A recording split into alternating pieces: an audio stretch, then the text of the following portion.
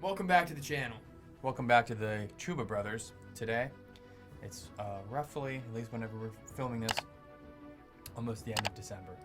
And so we already did our favorite tobaccos of 2022, pipe tobaccos that is. Here's a new pipe that I'm smoking that I just got for Christmas actually. It's a Viking number 50501, and I really enjoy this little guy. It's pretty sweet. Smokes really well. Different than all the other pipes we have.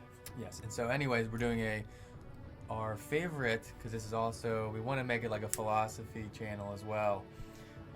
And we're just going to sort of just lump in just any sort of educational, historical, anything into that whole Philosophy realm, quotes. reading, whatever. So we're doing our top 3 books that we've read in 2022. Some of these kind of bleed into the other years as well, sort of reference books. But that's what we're getting into today. And so my favorite book, I don't know about overall, it's a great reference though. I think, for me, number 1 book. I mean, Yeah, it's a book that everyone I think should have. yeah, it should be in your library for sure. And we're going with 48 Laws of Power by Robert Greene. This, don't think that this is a book about like how to gain power or any narcissistic stuff like that. This is general like relationships with family members, significant others, Coworkers. Coworkers, boss, and if you just go to the table of contents, obviously you should read the book, at least skim the book. Yeah. But Well, the cool thing about this book, it'll give something about history, oh yeah, the interpretation of what went on, and then how to apply it to your life. yeah, and if you just look at some of the pages here, if you can see this, Good stuff on the side. the margins are filled in as well in the red font. And so there's stories from all different civilizations. And, so once you skim through the entire book or read it in depth, this one took me a while. Which it should. Yeah, I mean, it's 48 laws. You could do this maybe in 48 days if you actually, did Yeah. one law a day. 'Cause And it would take a while to read It's each a law. lot to consume at one time. Yeah, but number 1, law 1, never outshine the master. And it gives great examples. That's one that I always remember. I use it on, almost try to apply that to a daily Yeah. basis. Never put too much trust in friends. Learn how to use your enemies. Law number 2. Law number 3, conceal your intentions. And in general, this is a great book. I always come back to this. Not even just not even just physically always just using this as a reference, but little things will pop in my head. And, it'll just remind me that, there's a way of human nature, the way of acting that makes things easier. And this puts, human laws, Into play. yeah, there's just certain little tactics you can use just to make life a little bit better. But Great book. yeah, get into yours. The other one I have, I read this year. How to Grow Old, Ancient Wisdom for the Second Half of Life by Marcus Tullius Tullius, I think. Cicero.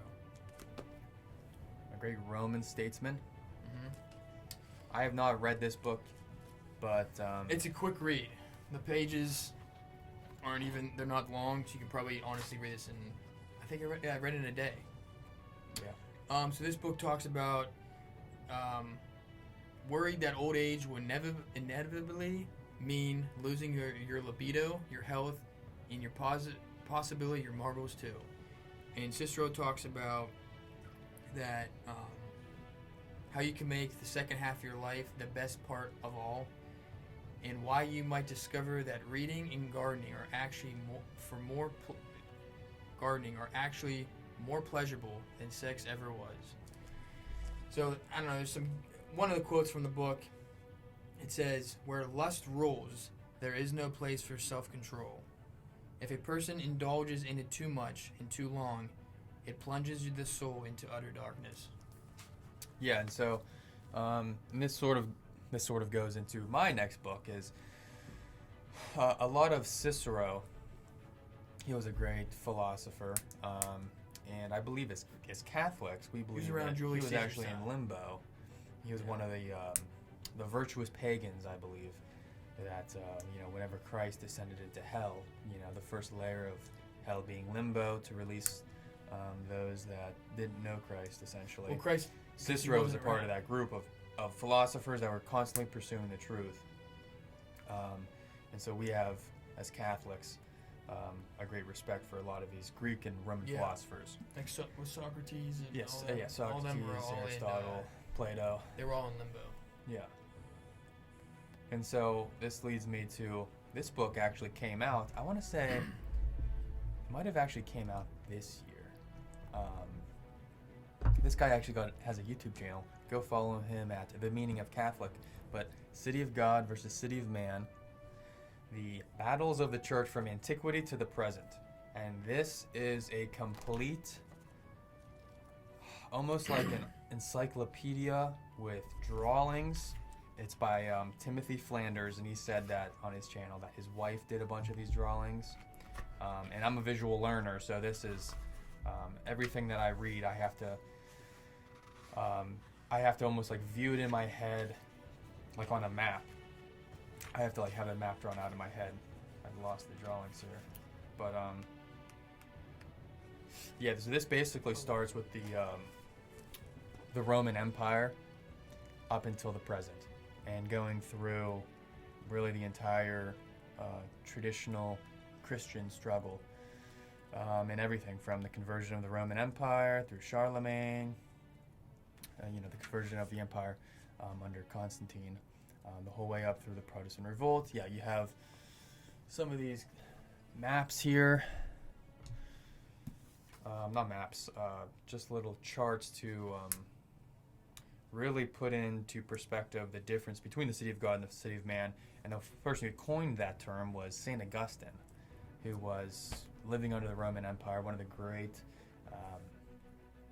Catholic saints from the Roman Empire. And he's got great books, one called City of God. And so, I mean, this thing is highlighted like crazy. Things from history that you would never have guessed. Very well sourced. There is large margins for all of the sources he uses down here. And this is definitely one that I refer to a lot. An honorable mention that I'll probably get into in a future video is Puritan Empire by Charles Colon is a good addition to this one if you want to have a proper worldview. A lot of people nowadays just watch the news, and that's all sensational. It's all in the moment to get you to vote or feel a certain way. You should probably separate yourself from that and go towards more reading about history and philosophy. If you want to have a proper worldview to even defend any arguments. These books stand the test. Stand the test of time. And like these books are great because in part you don't have to read all of the philosophers and all of the church councils, because they compile them all together. A lot of the important aspects in here. And so it makes studying history pretty simple. And this one took me probably 8 months to finish. They're just not like your typical fiction books where you can just... Oh, yeah. These are recent. You have to... There's so much to absorb. But every day that I was reading it, I was highlighting stuff, and I'd think about it. Typically, I read in the mornings. The rest of my day, my mind would just be almost just mind blown with like the new information about what happened and different ideas. These are some of those kind of books, but. Well, it's something we're smoking and drinking? Yeah, I mean, that's pretty much it for the books, but I'm smoking Lane Limited. It's a vanilla flavored tobacco, and it's called 1-Q. It's a great vanilla. And I'm smoking Gatlinburg Mellow Moonshine out of my good old corncob pipe, and you already talked about your pipe. Mm-hmm.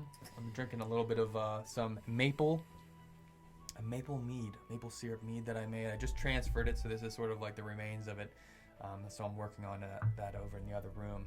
So this is pretty dry, not a whole lot done to it. It's acceptable right now, but a lot more work needs to be done on this. I had some vanilla, maybe some oak chips, clear. some almonds. We'll see. Clarity's good. And I'm drinking just my aged apple, barrel-aged apple mead out of a hand-carved cask. That's what it's called? For Okay. sure. Alrighty, well that's it for this video though. Follow us on Instagram at the Chuba Brothers. Go check out some of our other videos if you're interested in anything outdoors. We'll eventually get to more outdoors material and some more philosophy, but for now it's mostly brewing. Yeah, I mean, it's winter right now. It's literally negative. No, it's like, It was 10 degrees in the out. negatives the other day, but and we're in Western Pennsylvania, so yeah, that's the temperature can get there. Yeah. But that's all for this video. We'll catch you next time. Yeah, peace.